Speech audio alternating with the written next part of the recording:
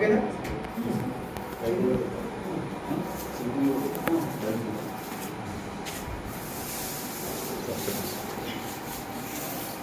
ఈరోజు రాబడిన సమాచారం మేరకు మంత్రాలయం ఎస్ఐ రమేష్ నాయక్తో పాటు వారి సిబ్బంది ఈ గూడూరు పంప్ హౌస్ దగ్గర స్నేహాలి గ్రామ సమీపం మంత్రాలయం మండలంలో ఒక పేకాట గ్రామీణ అంతర్బహార్ ఆట నడుస్తుందనే సమాచారం రావడంతో ఎస్పీ సార్ బిందు మాధవ్ సార్ ఉత్తర్వుల మేరకు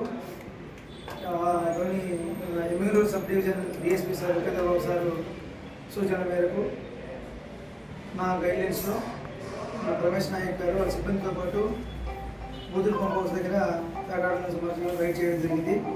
అందులో భాగంగా రైడ్లో భాగంగా 10 మంది వ్యక్తులను అక్కడ అందరు బహార్ పేకాట ఆడుతుండగా సిబ్బందితో చుట్టుముట్టి పట్టుకున్నారు.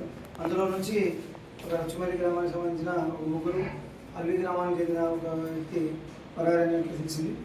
ఇప్పుడు పట్టుబడిన వారిలో వారి పేరులో రామకృష్ణ వెంకటాపురం గ్రామం మెగలూరు మండలానికి సంబంధించిన వ్యక్తి, తర్వాత తిమ్మయ్య ఆదాని మండలానికి చెందిన వ్యక్తితో పాటు రాయచూరు చుట్టుపక్కల ప్రాంతం కలిసి కూడా అంతర్బహార్ ఆట లాభాపేక్షతో అంతర్బహార్ ఆట ఆడుతూ గ్యాంబ్లింగ్ నిర్వహించడం జరిగింది.